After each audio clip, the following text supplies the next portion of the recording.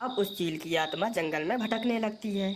अरे, इन सब पक्षियों ने मेरे साथ बिल्कुल भी अच्छा नहीं किया। इन सब ने मुझे आग में जला दिया है। मैं इन सब पक्षियों को नहीं छोड़ूंगी। इन पक्षियों ने मेरे साथ बहुत ही गलत किया है। मैं इन सबको नहीं छोड़ूंगी। मैं इनके बच्चे ही तो खाती थी। मैंने इनको तो आज तक हाथ भी नहीं लगाया था, और फिर भी इन लोगों ने मुझे आग में जला दिया। अब देखो मैं इन सब पक्षियों के साथ क्या करती हूँ। फिर वह चील उड़ती उड़ती कालू कौवे के शरीर में घुस जाती है। यही सब कुछ होता हुआ कबूतर देख लेता है।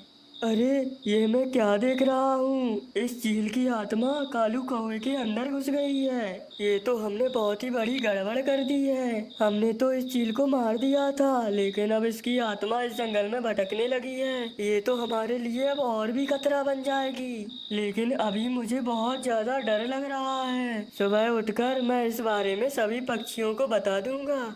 अब वो कालू कौवा अपने ही बच्चों को मारकर खाने लगता है, क्योंकि उसके अंदर तो एक चील की आत्मा थी। और वाह वाह वाह, मैंने इस कालू कौवे से बदला ले लिया है। अब देखो, मैं सब पक्षियों से बदला लूंगी। जिस तरह मैंने इस कालू कौवे के बच्चे को खाया है, मैं सभी पक्षियों को भी खा जाऊंगी। अगले दिन सभी पक्षियों को पता चलता है कि कालू कौवा अपने बच्चों को खुद ही खा गया है। तो कबूतर उन पक्षियों को सब कुछ बताता है। अरे, ये सब कालू कौवे ने खुद ही ऐसा नहीं किया है। इसके अंदर एक चील की आत्मा घुस गई है, जिस चील को हमने कल रात मार दिया था। मैं कल रात देर से सोया था, तभी मैंने ये सब देख लिया था कि उस चील की आत्मा कालू कौवे के अंदर घुस गई थी। हमने उस चील को मारकर बहुत ही ज्यादा गलत किया है। अब ये हमारे लिए और भी ज्यादा खतरा बन गई है।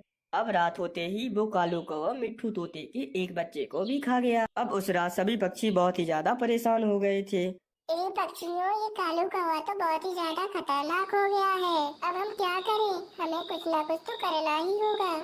अरे हाँ हाँ, अब हमें कुछ ना कुछ तो जरूर ही करना पड़ेगा, वरना तो बहुत ही ज्यादा खतरा हो जाएगा हमें। अरे अब करना क्या है? मुझे तो वैसे ही बहुत ज्यादा गुस्सा आ रहा है। हम सब जंगल के बाहर उल्लू साधु के पास जाते हैं। उल्लू साधु के पास इस चील की आत्मा को भगाने का कोई ना कोई उपाय तो जरूरी होगा। फिर वे सब पक्षी उल्लू साधु के पास आकर बैठ जाते हैं।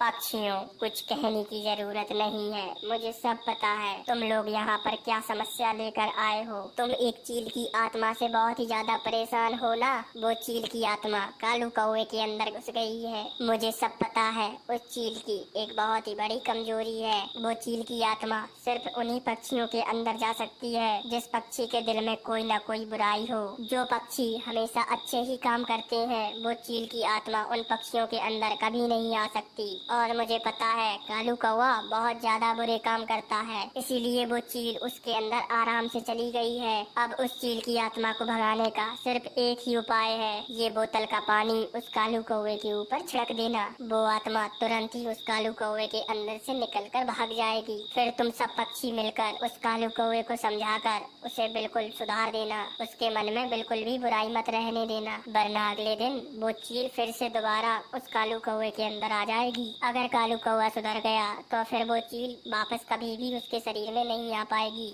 फिर वे सभी पक्षी उस कालू कौवे के ऊपर पानी छिड़क देते हैं। तुरंत ही वो चील की आत्मा उस कालू कौवे के अंदर से निकलकर भाग जाती है। अरे कालू कौवे, वे आत्मा अब तुम्हारे अंदर से भाग चुकी है, लेकिन हमसे उल्लू साधु ने कहा था अगर तुम अपने मन में थोड़ी सी भी बुराई रखोगे तो वो चील की आत्मा दोबारा तुम्हारे अंदर आ जाएगी। इसीलिए अब बिल्कुल तुम्हें सुधरना होगा, वरना वो चील की आत्मा तुम्हारे शरीर में दोबारा आ जाएगी।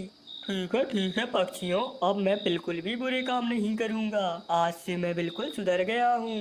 फिर वे कालू कौवा बिल्कुल सुधर जाता है और वो चील की आत्मा कालू कौवे के अंदर फिर कभी भी नहीं